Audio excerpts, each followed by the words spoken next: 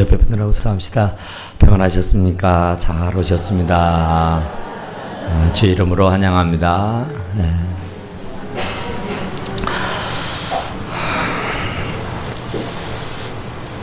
오늘은 이 말씀을 통해서 죽고 산 새 생명이라는 제목으로 말씀을 드릴 때 그 은혜가 있게 되기를 간절히 바랍니다. 19세기 영국의 작가 오스카 와일드라고 하는 사람이 그날 이후라는 그런 제목의 책을 썼어요. 그날 이후. 그래서 그날 이후에 어떻게 변화되어 사는가 하는 겁니다. 그러니까 그날 이후, 주님을 만나고 난 연후에 사람이 어떻게 변화되어 사느냐 하는 것이에요. 그래서 한참 이제 예수님께서 이제 큰 은혜를 베풀어 줬으니까 그 은혜 받은 하나님의 사람들이 어떻게 변화되어 살고 있을까 하고 그들을 하나하나 찾아갔답니다. 그런데 예수님이 제일 먼저 찾아간 사람이 술주정뱅이를 찾아갔어요. 그러니까 술이 취해가지고 곤드레 만드레 코가 빨갛게 익어 있는 그 술주정꾼을 찾아갔대요. 가서 보니까 손을 달달달달 떨면서 완전히 알코올에 중독이 돼 있는 사람이었습니다. 그래서 예수님께서 형제여 어찌하여 이 모양이 되었는고 하고 물었어요. 그랬더니 그분이 됐다 예수님인 줄 아시고는 하시는 말씀이 당신이셨군요. 내가 안진뱅이로 지낼 때는 그래도 남들이 주는 그 몇 푼 안 되는 돈이지만 그것 가지고 사는데 아무 지장이 없었고 내가 남에게 얻어서 먹고 살기는 했어도 그래도 큰 불편함이 없이 살았었는데 당신이 내 두 다리를 고쳐주고 난 연후에는 누구도 나에게 돈 한 푼 주지 않았고 누구도 나에게 먹을 것조차 내민 적이 없었습니다. 그리고 내가 그동안 배우고 익힌 것이 뭐 있겠습니까?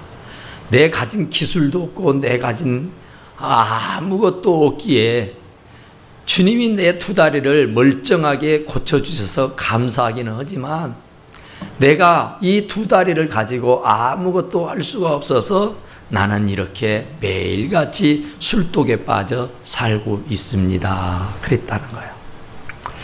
그러니까 참 예수님이 실망이 됐어요. 또 한참 어느 길을 가는데 어느 여자가 된 낫인데도 불구하고 남정네들을 호객하고 있는 거예요. 아주 야한 옷을 입고 얼굴을 화장을 진하게 하고 입술을 빨갛게 칠한 모습으로 길을 오가는 남정네들을 유혹을 하고 있는 거였어요. 그래서 예수님이 그 여자에게 다가가서 자매여 하고 불렀더니 그 자매가 냅다 달려오는 겁니다. 주님이십니까? 하고 주님께서 그를 찾아와 주니까 그래도 그 여자가 양심 있는지라 주님이 오셨습니까? 하고 아주 공손히 잘 영접을 하더라는 거예요. 그래서 예수님은 그 여인에게 어떻게 이렇게 돼버렸느냐고 물었어요. 그랬더니 그 여자가 하는 얘기가 내가 예수님의 큰 은혜를 입었습니다. 내가 귀신이 들려가지고 아무 정신없이 그렇게 살았었더랬는데 주님을 만나고 이 귀신이 쫓겨나가고 난 연후에 내 건강이 회복되어서 한때는 참 행복했고 즐거웠고 그지 좋기가 그지 없었더랬습니다. 그런데 내가 이제 건강을 회복하고 나서 보니 정말 내가 뭘 할 줄 아는 것이 아무것도 없더라 그런 얘기입니다. 그래서 내가 할 수 있는 것이 뭐겠느냐. 목에 풀칠은 해야 살 수는 있는데 다른 방도가 없어서 내가 이렇게 장녀가 되어서 남정네들의 마음을 사고 있습니다. 그러더란 거예요.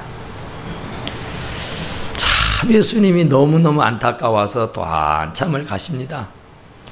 그래 어디를 가니까 이제 갈릴리 바닷가로 갔어요. 바닷가에 갔더니 그 바닷가에 들어서자마자 어느 남성이 소리를 고래고래 지르며 싸움박질을 하고 있는 거예요. 온몸이 피투성이가 된 채 무슨 싸움을 저렇게도 할까 하고 예수님이 다가가서 형제여 하고 불렀더니 그 형제가 싸움을 멈추고 예수님께로 달려와서 예수님의 가슴팍에 그 피 묻은 얼굴을 묻고 엉엉 울더라는 겁니다.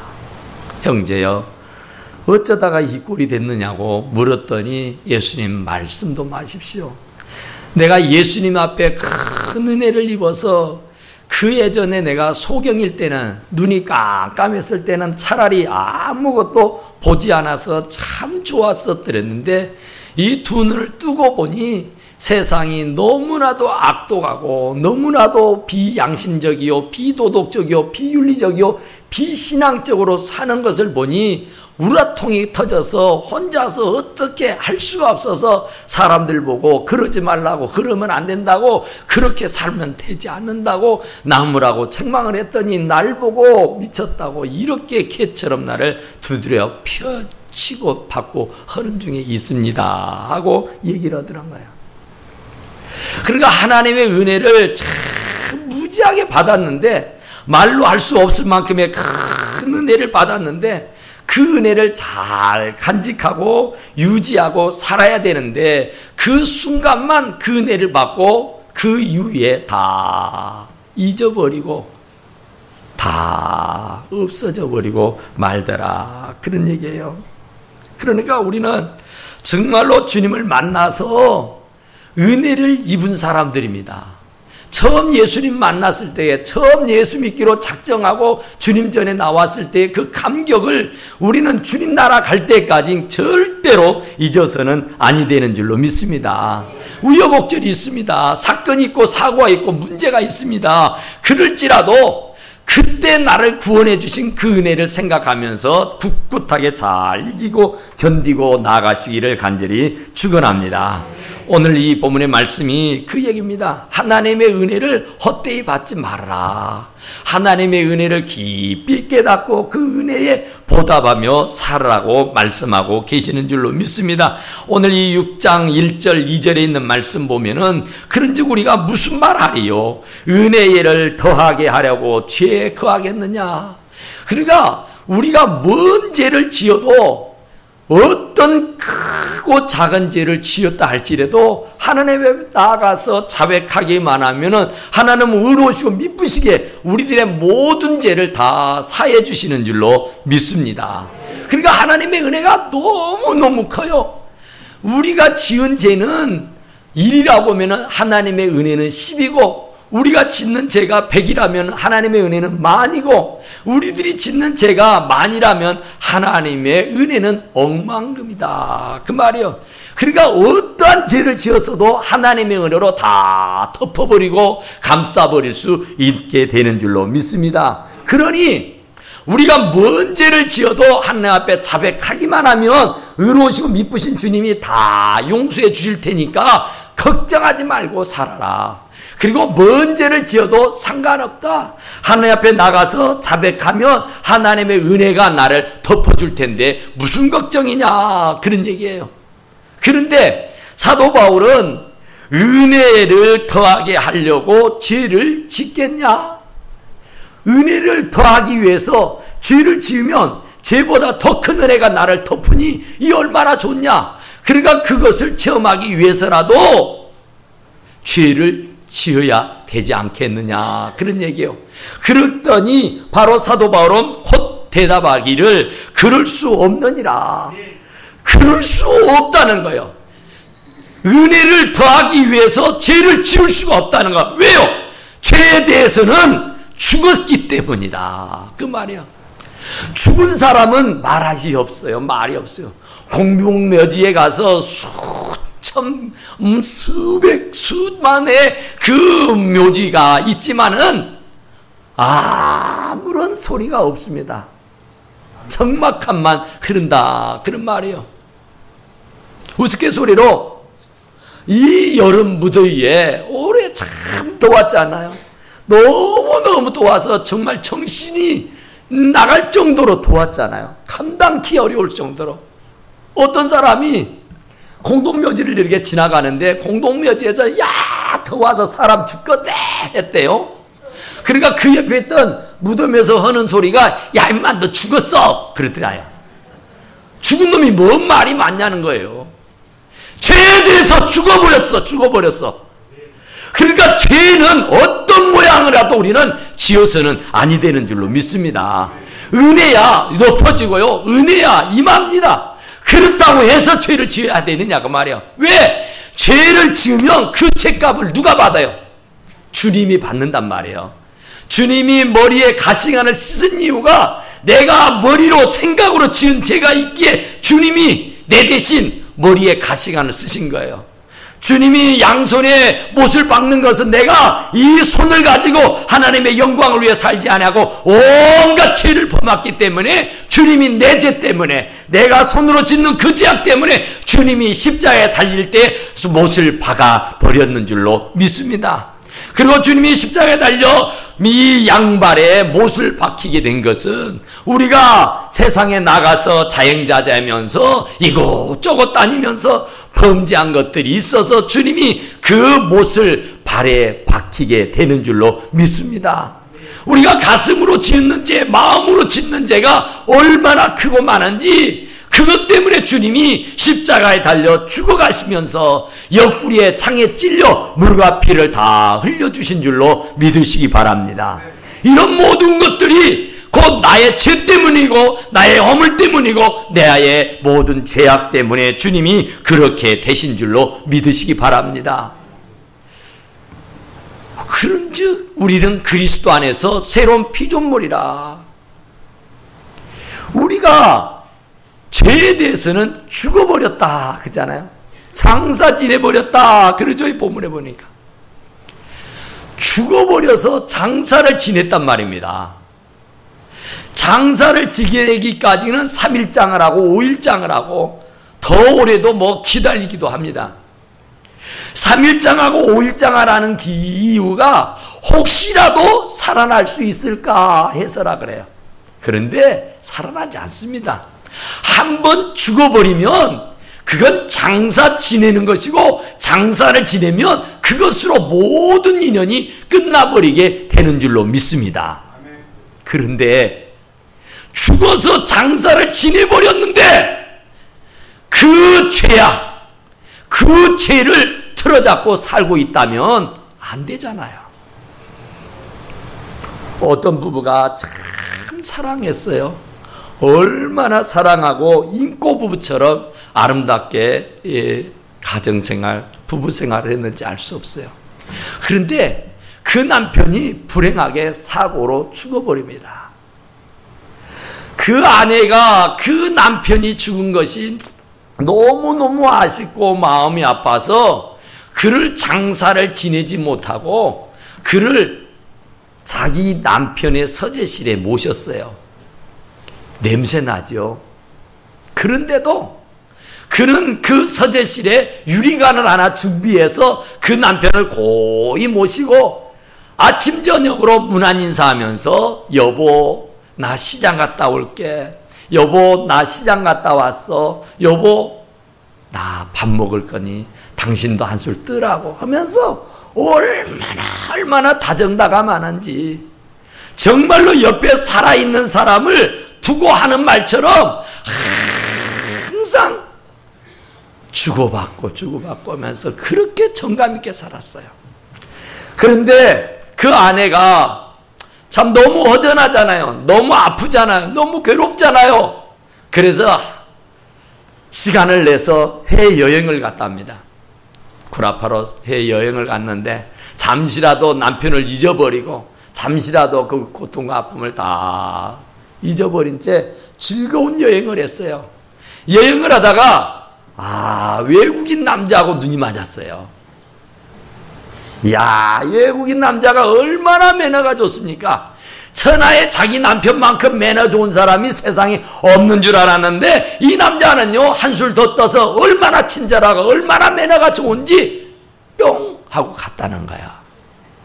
그래가지고 이제는 얼마나 즐겁게 여행을 하는지 정말 이게 돌아올 생각도 하지 아니하고 거기에서 데이트하느니라 시간 가는 줄 모르고 살았어요.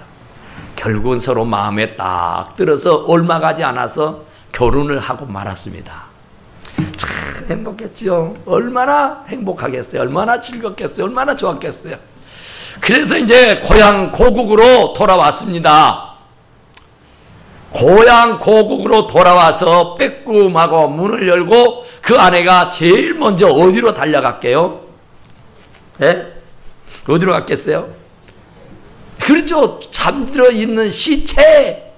그 남편 앞에 달려가서 여보 여행 잘 마치고 돌아왔다고 시부릉시부릉 하니까 그 외국인 남편이 뭐여 하고는 문을 뻥 열어보니까 웬걸 유리관 속에 시체가 있는 거야. 직업을 하는 거죠. 이게 대체 어찌 된 거냐고 자초조정을 물었더니 자초조정을 쫙 설명을 해. 그럴만하겠다. 그러나 여보, 내가 분명하고 확실하게 말하지만 이 사람은 죽었어. 죽었으니 장사 지내버리고 나하고 살든지 그렇지 않으면은 이 사람하고 영원히 이곳에서 살든지 당신 알아서 해 하고 말했다는 거예요. 얼마 전에 드라마 보니까 그런 얘기가 나옵니다. 나는 죽은 사람에게 시기심을 느끼지 않겠다고. 죽은 사람 나 시기하게 만들지 말라고. 자꾸 죽어버린 사람 붙잡고 매달리지 말라고. 그 사람은 죽었으니 떠나보내버리고 나하고만 사랑하자고. 당신이 그 사람에게 매여 있고 당신이 그 사람에게 사랑을 끊지 못하면 내가 죽은 사람을 시기하는 꼴이 되지 않겠느냐고 얘기하더란가요. 내가 그걸 보면서 그래 맞아. 죽은 사람은 말이 없어. 죽은 사람은 생각도 못해. 죽은 사람은 어떤 행동도 할 수가 없어.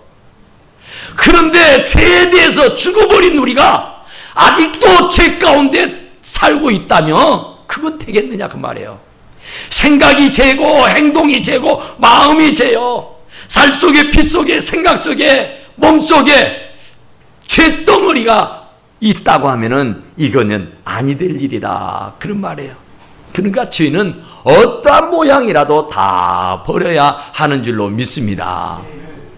십자가에 못 박혀 죽었나니 이제는 내가 산 것이 아니고 내 안에 그리스도께서 사시는 줄로 믿으시기 바랍니다.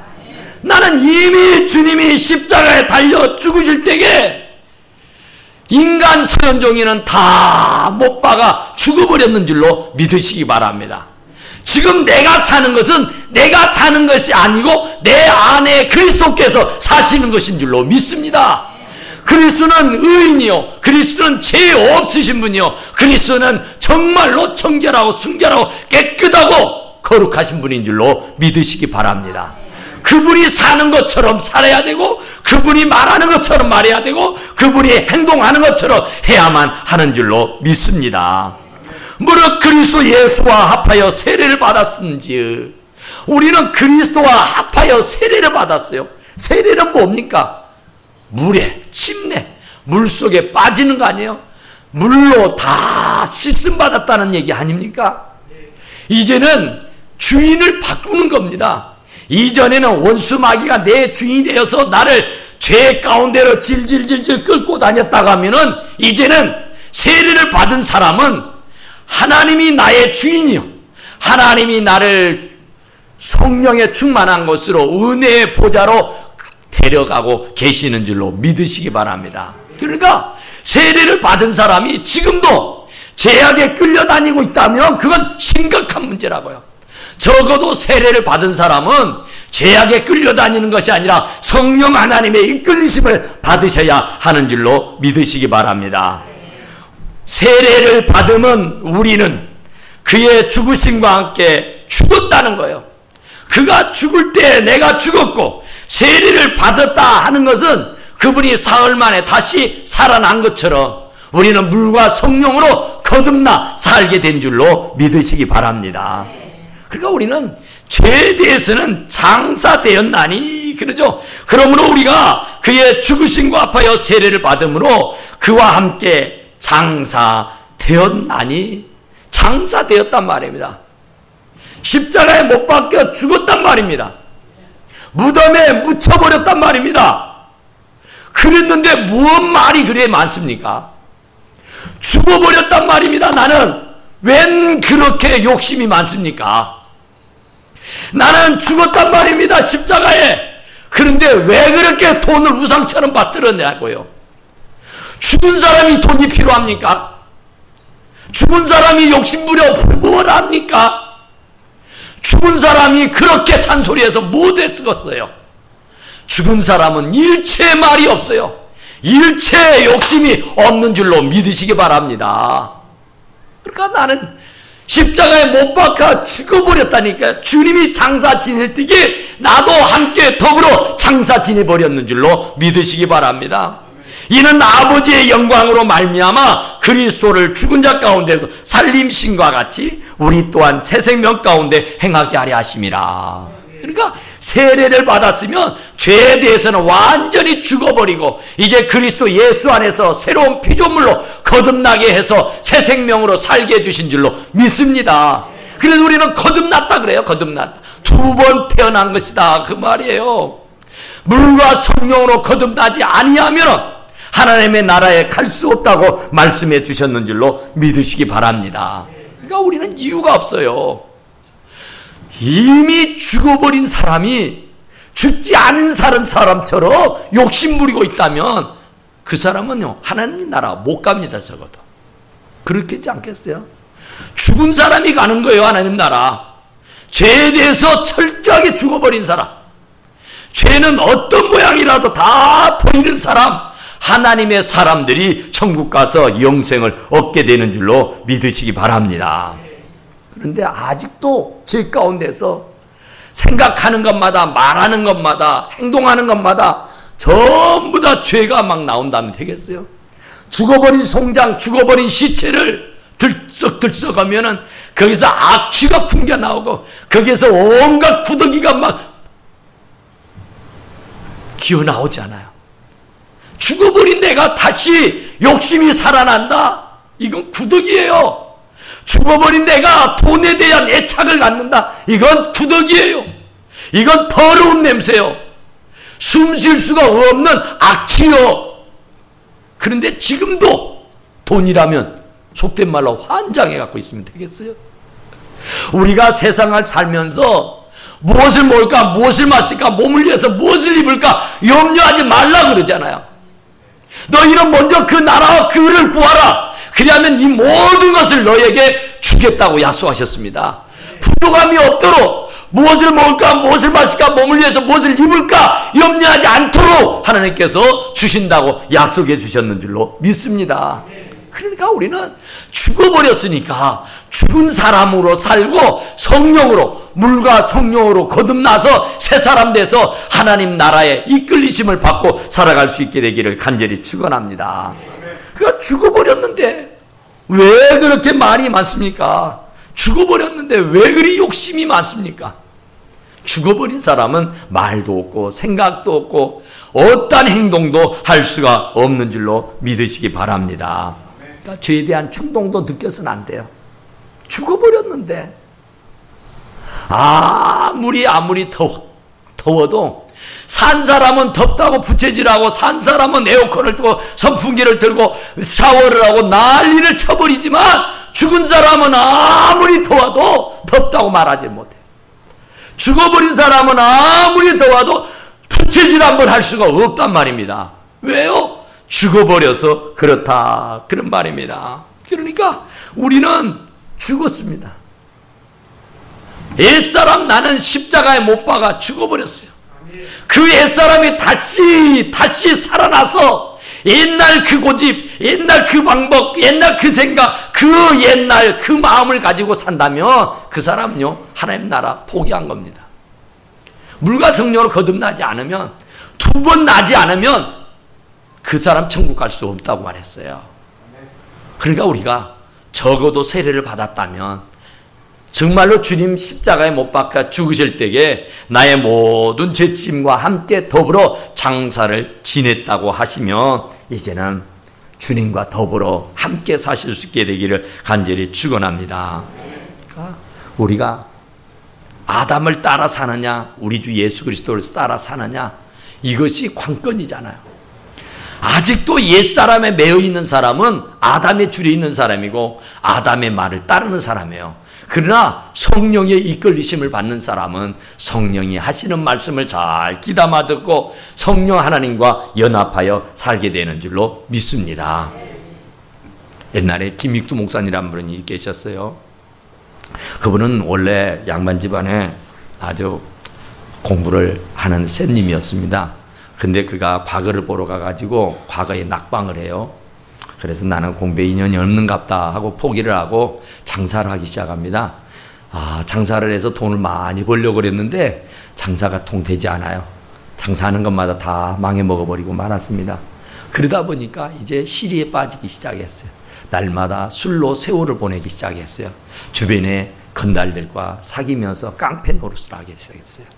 그래 그가 가는 곳곳마다 사람들이 들끓는데 벌벌벌벌 떠는 거예요. 어찌나 행패를 부리고 얼마나 악독하게 이렇게 구는지 사람들이 이 김익두가 나타났다 그러면은 다 쥐구멍으로 다 숨어버리는 거예요. 그 앞에 나서는 사람이 없어요. 얼마나 행패를 부리고 얼마나 지저분한지 이루 말로 할 수가 없었다 그래요. 그런데 그런 사람에게 어느 날 조그만 소녀 하나가 전단지를 한 장 주더랍니다. 그래서 전단지를 딱 받아보니까 사경에 붕해를 하는 전단지야. 야, 이게 대체 뭐 하는 곳인고 하고 이 김익두라는 사람이 교회를 자기 발로 찾아간 거예요. 그 전단지를 들고 가서 이제 앉아서 예배를 드리는데 큰 은혜를 받았어요. 그분이 그때부터서 세례를 받기까지 성경을 100독을 했답니다. 100독. 우리는 1년에 1도 가기도 힘들잖아, 솔직하게. 평생을 가도 아마 성경 1독도 못하고 인생을 마감하는 사람들이 없지 않아 있을 거예요. 그런데 이분은 예수 믿는 지 1년도 채 안 됐는데 성경을 100독을 했다니까요. 대단한 사람이죠. 그래서 결국 그분이 평신학교에 가서 신학 공부를 합니다. 그래 목사가 돼요.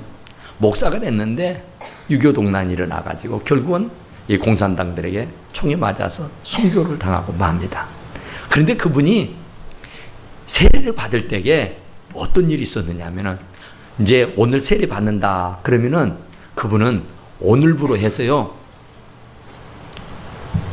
그 죽었다고는 죽은 것을 이렇게 뭐 부고장을 만들어 가지고 자기 주변에 있는 자기를 아는 모든 사람들에게 김익두 죽었다고 부고를 띄웠어요. 그러니까 아이고 잘 됐네 그 나쁜 놈 잘 죽었다 잘 죽었어 아이고 염라대왕이 살아계시구만 아이고 할렐루야 아멘 한 거예요. 꼴 보기 싫은 놈 그 악독한 놈 그 못된 놈 그 나쁜 놈 잘 죽었다고 박수를 치는 거야. 그래도 그 놈이 어떻게 장례식을 치르는가 한번 봐보자 하고 사람들이 구경삼아 그 장례식을 치르는 곳으로 싹 모였어요. 모여서 이래 보니까 제일 앞좌석에 보니 김익두가 앉아 있는 거예요. 아니 김익두 죽었다고 장례식 치른다고 해서 왔는데 아니 저기 김익두 살아있잖아. 그리고 사람들이 무서워서 자리를 들고 도망가려고 하는 거예요.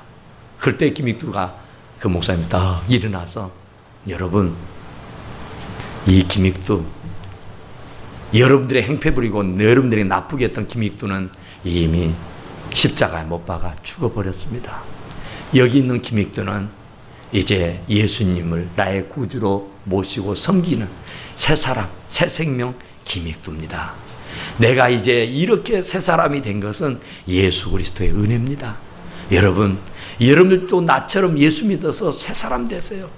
예수 믿으면 행복해집니다. 예수 믿으면 참 즐겁습니다. 예수 믿으면 참 좋습니다. 여러분, 제가 믿는 예수 여러분들도 한번 믿어보세요 하고 전도를 했다는 것 아닙니까? 그래서 그분이 정말로요 얼마나 구령열이 있다고 크게 됐는지 그가 28,000번의 설교를 했대요.